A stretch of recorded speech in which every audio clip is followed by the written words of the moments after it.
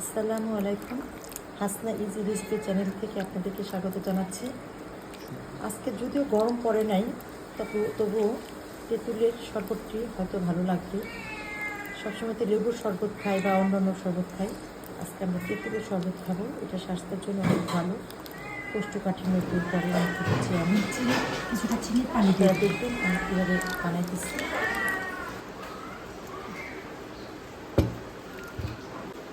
আমি এখন এটাকে চাকরিতে সেঁকে নিব।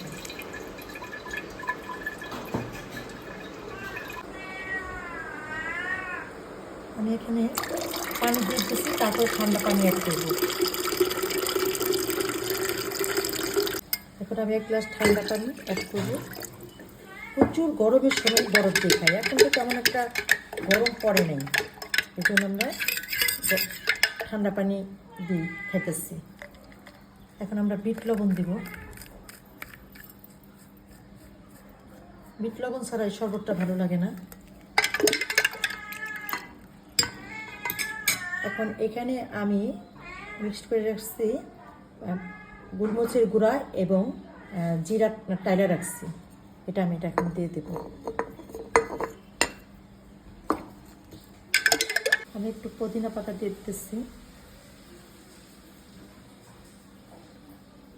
হয়ে গেল আমাদের তেঁতুলের শরবত। বরফ দিতে পারলে ভালো।